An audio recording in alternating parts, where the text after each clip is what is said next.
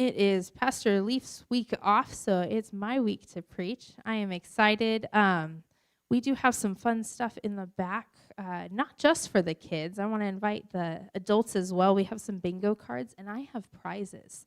So if you want to do bingo during the sermon, you can do that, and you can let me know that you get a bingo, and then after service, I will bring you that prize. So it's not just for the kids. So if you have been watching the news, or if you've been driving over the mountains, or not even over the mountains, I was driving with my mom and my niece up to the zoo the other day, and we saw wildfire just right on the side of I-5. It is wildfire season. It's full swing right now. So we can't have a campfire, but I figured we would do the next possible thing. We'll do a campfire story instead. Just, no burning anything down. That was one of the things Pastor Mark told me before he left on sabbatical. Don't burn the church down. So I was like, all right, I can try to do that. So this morning, we're going to be talking about the God of the impossible. And a lot of things seem impossible right now. So this morning, I want to take a look at a story that gives us hope and faith during the impossible. But before we jump into that campfire story, I like to do some visual aids. I'm a very visual aid person, and also being, with kids a lot, we do a lot of visuals. So we have a little bit, what do you need during camping trip when you have fire? You need some water. So something that seems impossible would be if I pour this water into this cup, and then I tip the cup over and no water comes out, right? That would seem impossible. But we're going to do that. So we're going to pour some water into the cup. And then I'm going to tip the cup over and no water is going to come out. And Sam's not here, so he doesn't have to worry about me making a mess on the floor today. He might be watching online and texting, Wanda, what is she about to do to my floor? All right, but I'm going to take this cup and I'm just going to turn it over. And I'm going to have faith that no water is going to come out. Anyone have faith with me? No? Oh, okay, I got one. All right. Are we ready? Or I'll do it even better. I'll put it over my head. All right. No water out. Now, impossible, right? Not a miracle. This is just chemical compounds, something called slush powder. It's what they put in diapers. All right. So it's a chemical compound. It may seem impossible. It just makes slushy, but not the drinkable kind of slushy. But it helps illustrate that we see things that are impossible become possible in our daily lives. I always loved, my dad was a children's pastor for years and years, and he was the clown kind of children's pastor, and he always did magic tricks. And so that's what I grew up with, lots of slush powder in our house and lots of the rings that intertwined. And I'm like, what? How did that happen? Loved that. While it seems impossible, it's just a chemical compound. But that's not what God does. God does the impossible. He doesn't need chemical compounds to do the impossible. So let's get into that real impossible campfire story. We're going to be looking at the story of Elijah and the impossible test of power. But like any good story, we need to set the scene. And this story starts with our bad guy. We always got to set up the bad guy. And our bad guy in this story is Ahab. After Solomon had taken over the throne from his father David, he had a few good years, and things kind of just went downhill. We all kind of know the story of Solomon. He wise, wisdom, and then just kind of kept messing up. So he passed away, and the country of Israel was divided into two. We have Judea and Israel. And if you read the first couple lines about each king, they have a common thread. And that common thread is this: he did what was evil in the sight of the Lord.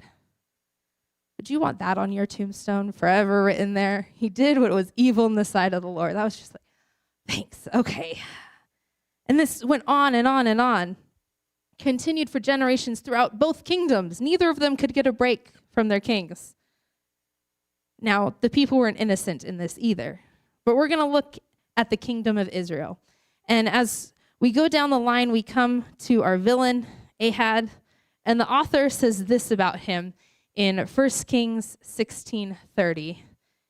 He says, Ahab, the son of Omer, did evil in the sight of the Lord. That's normal, right? More than all who were before him. Added jab. You did evil, but even more than the other guys. Hey, you know your lineage? You did even worse than them. He was a bad guy. He was our villain.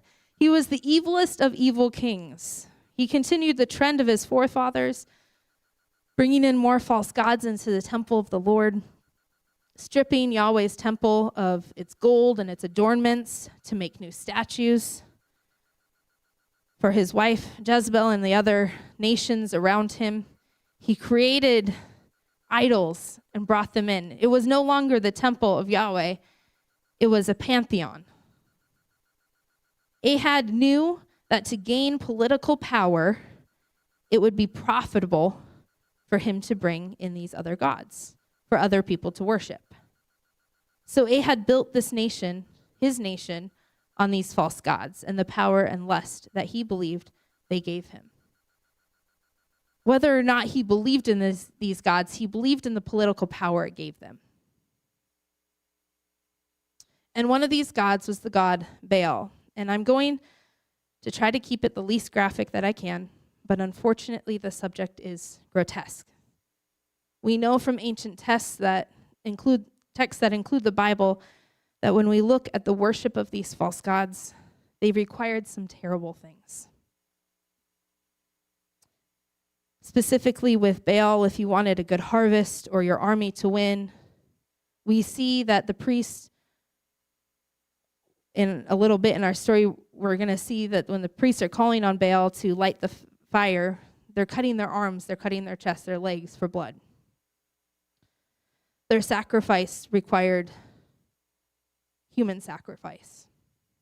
If they wanted a famine to end, it required even worse.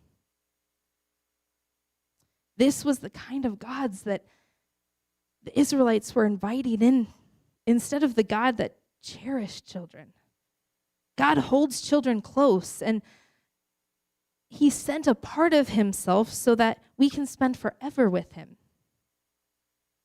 But Ahab and the people chose lust and politics over freedom and a loving God. And this brought a result. All the time, I'm a preschool teacher as well, and all the time, cause and effect. I see, the kid puts the ring around their body, and they start running, and it's slowly going to their legs, and all of a sudden on the playground, they're on the ground crying. Cause and effect. And there was an effect. He did evil in the sight of the Lord more than before. The people were doing evil in the sight of the Lord more than before. And the result of their sin was a drought. But instead of seeing the errors of his way and turning back to Yahweh, Ahab passed the blame and anger off to the prophets of Yahweh and onto Elijah. Yahweh was very clear with the Israelites. No other gods before me. He made it very clear. There wasn't a whole lot of fancy wording in there. It's me. Keep it to me.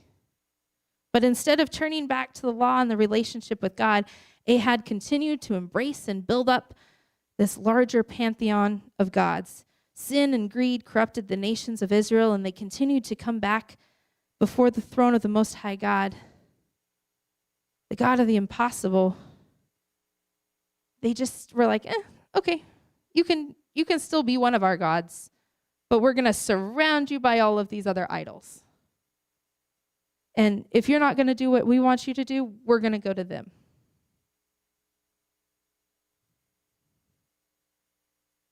And God brought a drought to remind the people of the consequences of sin. But instead of recognizing his sin, Ahab grumbled to Elijah. It says in 1 Kings 18, we're going to be in 1 Kings 18 a lot, so if you want to head there in your Bible, it says, It is you, you troubler of Israel. What a nickname, troubler of Israel. As if Elijah had ever caused that drought. If Elijah could say, okay, rain, stop. If it wasn't the sin of the people and their king that had caused the drought. Elijah reminded him of this, saying, I have not troubled Israel, you have, and your father's houses, because you have abandoned the commandments of the Lord and followed Baal.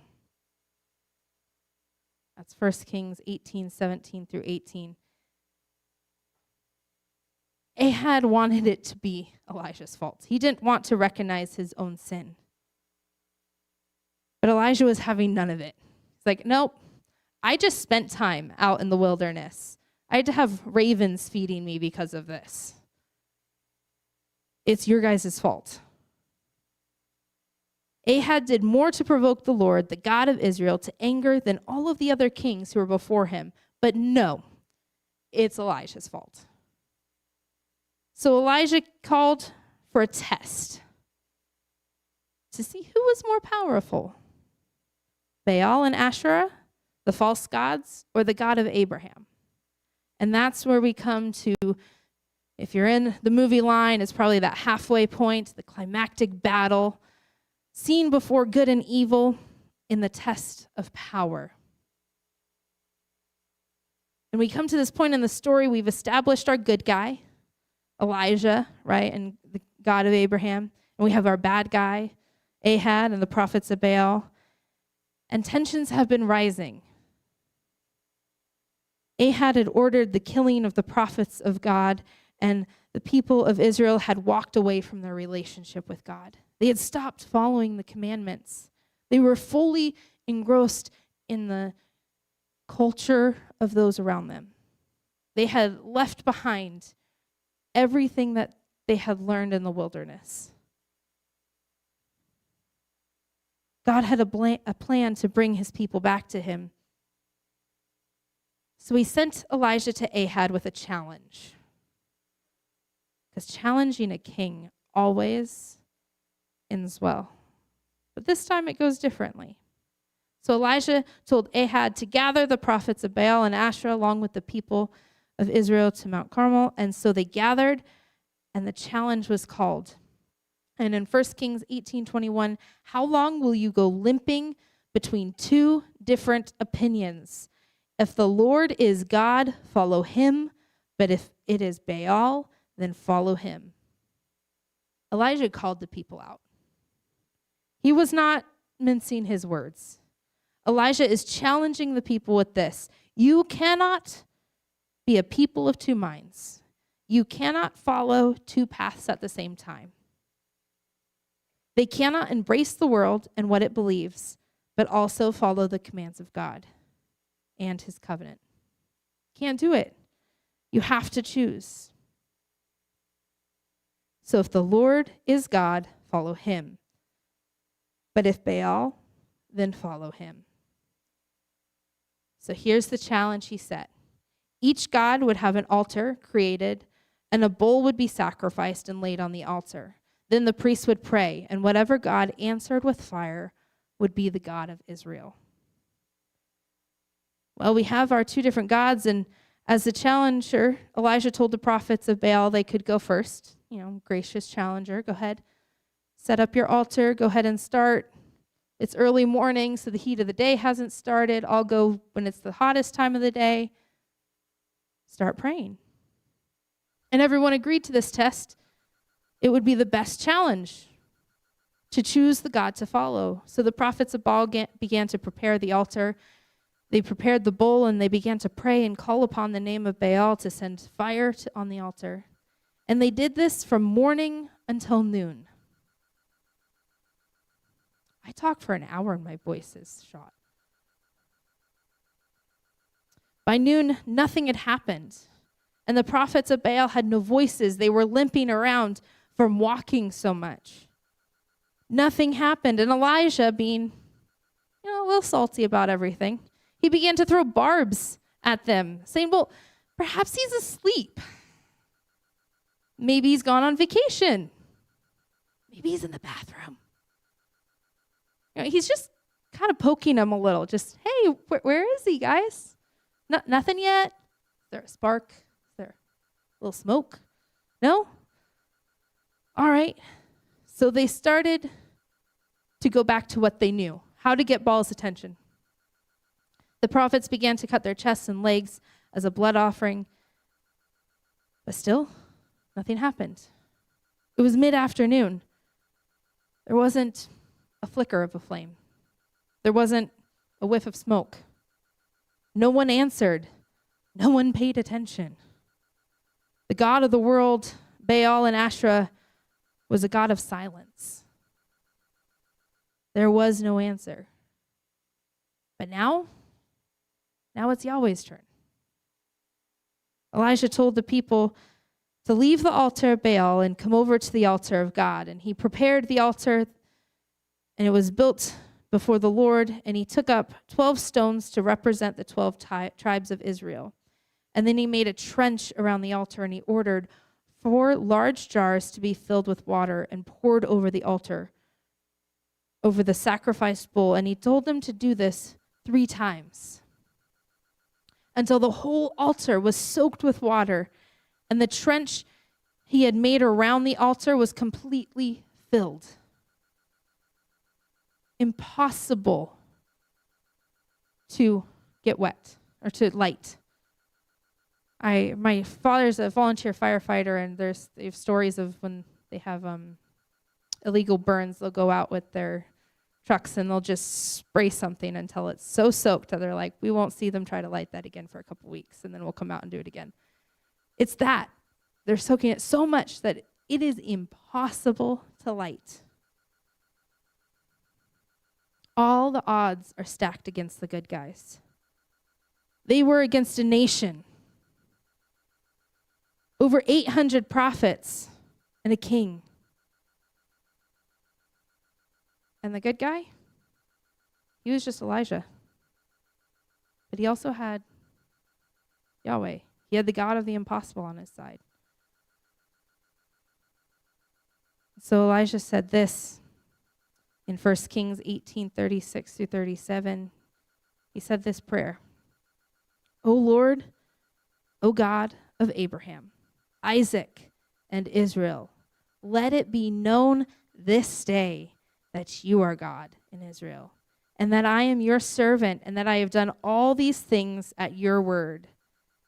Answer me, O Lord, answer me, that this people may know that you, O Lord, are God, and that you have turned their hearts back.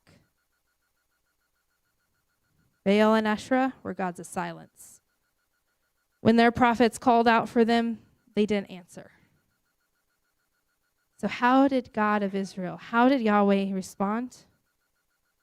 The next verse it says, then the fire of the Lord fell and consumed the burnt offering, and the wood and the stones and the dust, and licked up the water that was in the trench. Not a flicker, not a small flame that was put out by the gallons of water that were poured onto the altar. No. It was a fire that was so intense that it burned up the water. It turned the rocks and the wood and offering into dust. Yahweh is God of answers, even when it seems impossible. The heroes won the challenge. Woo, we're at the 10-minute mark of the movie. They're celebrating. Yahweh answered. The heroes won, and the people of Israel, even Ahab, had to acknowledge the amazing and supernatural power of the Lord. He couldn't make, something else happened. It was too obvious. People fell on their face before the altar and said this to the Lord, praising God and crying out, the Lord, He is God. The Lord, He is God. These are the people that had turned their backs. They had allowed the Lord's temple to be turned into a pantheon. And they were on their face crying out, He is God. The Lord is God. Where Ahab built his nations on false prophets to build his power, Elijah brought back the nation to Yahweh through the power of the impossible. It's not the last time that God used the impossible to bring its nation to its knees. Elijah told the people that they could not be of the world and of God. They had to choose. They had to choose between what was popular with the world and what God wanted. And then he showed them exactly who they should choose. He didn't just leave it up to them, okay, now you just got to, trust that God would be powerful for in your life. He's like, watch this. Elijah knew exactly what was going to happen. He knew that no fire would come from Baal. He knew it. He was teasing him, but he knew that he was going to be a God of silence.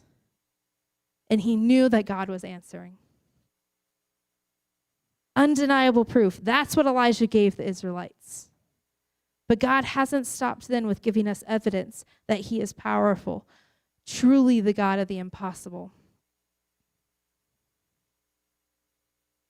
We have so many examples throughout the Bible of God doing the impossible, but there's one story out of Egypt that I want to mention quickly that highlights the power of God that we have in our faith in and obedient hasn't stopped since the Bible stopped. In the 10th century of Egypt, Thutmose Caliph became enraged with the Matthew 17:20 passage where it talks about the mustard seed. He demanded that the Coptic church leaders visibly demonstrate the claim that the Christian Bible is making. So I think we see that a lot. People are like, well, it's all metaphors. And he was getting so enraged with, if you're saying that a mustard seed of faith can move a mountain, show me, or you're dead, is what he told them.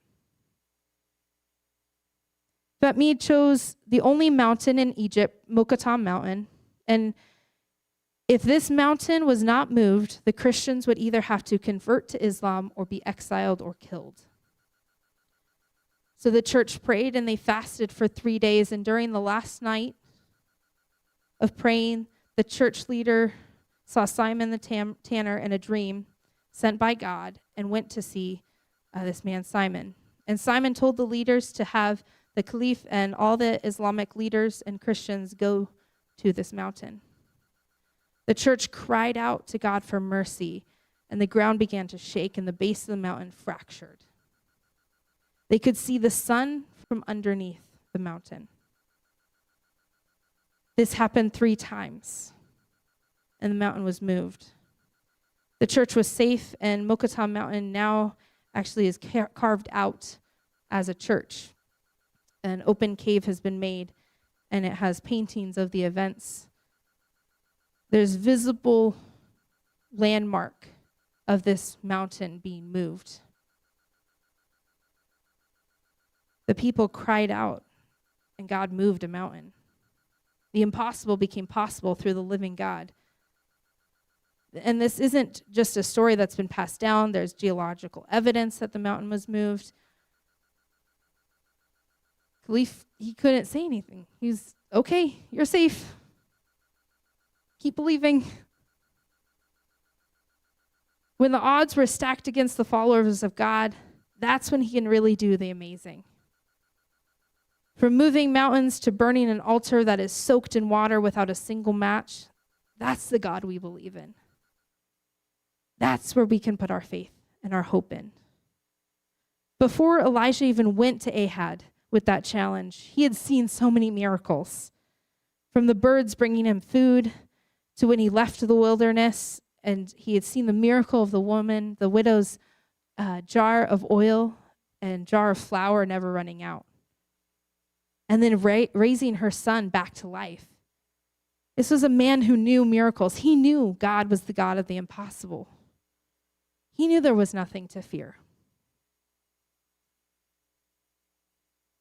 But then he had to go confront Ahab after 3 years of a famine. And thankfully, he didn't pull a Jonah. He didn't run away. But who would have blamed him after everything that they had been put through, everything Ahab and Jezebel had put him and the rest of the prophets through? But Elijah knew that God was going to do something amazing. So he put his faith in God, the God of the impossible. So who are we going to put our faith in? The world, who will answer with silence and hate? Or the God of Abraham, of Isaac, of Esther, and Moses? These people that have seen the impossible happen in their lives. The God of the impossible situations that through him are made possible. So we set the scene. We established our characters, the good and the bad. And then we saw the battle scene, where good won over the bad, as every good story goes. But the bad seemed to have the advantage.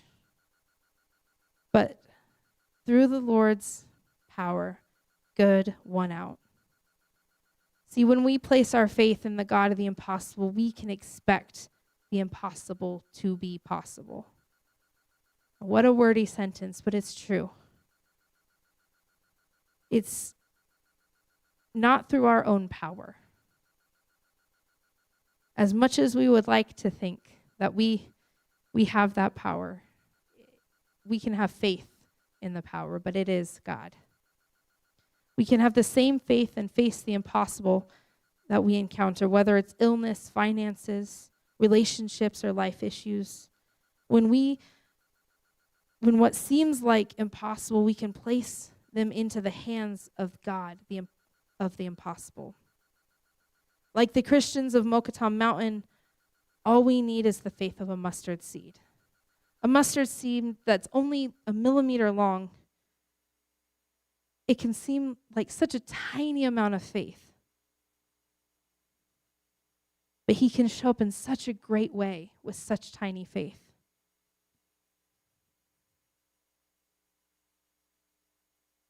The apostle said to the Lord, "Increase our faith." And the Lord said, "If you had faith like a grain of mustard seed, you could say to this mulberry tree, 'Be uprooted and planted in the sea,' and it would obey you." Our God is the God of the impossible. We will face impossible situations in our lives, and we need to rely on the Lord, that he has everything under control. The apostles asked Jesus for more faith, and he replied that all they needed was faith like the seed, a seed's worth of faith, and a tree would obey them. Elijah faced the impossible. He was one against hundreds, but he knew that his God was the one true God, and he would respond. The people of Mokatam were facing death and exile, but they knew if they had faith, they could move a mountain. So, what can our faith do? See, we get to look back on history. We get to see all these stories, which I think is amazing because we get to have greater faith, I think, because we get to see all these stories played out. What is impossible in our lives can be made possible. God can and wants to move in our lives. We just need to open ourselves up to what he wants to do. Let's go ahead and pray, church.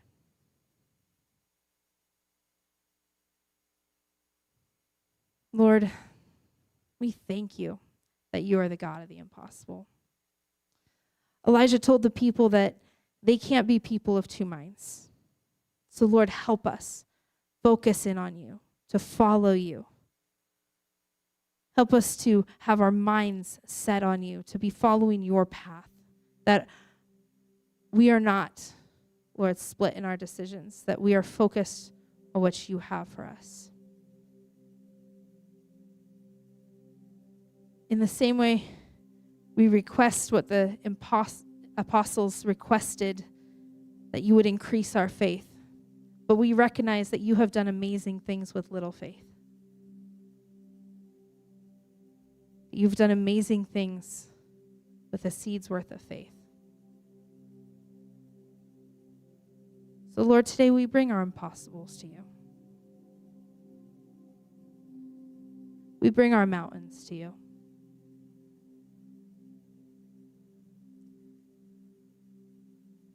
We lay them at your feet knowing that you want to do the impossible. Lord, as we sing, awesome is your name. Because it is, God. Elijah cried out your name. And you brought fire down. Not a little. Lord, you burnt up the ground that there is evidence today of it. Lord, we thank you that we get to look back at this evidence and we don't have to walk blindly in this world. That we get to walk in a faith of you. That you do the impossible. That you have so much more for us. That all we have to do is trust in you.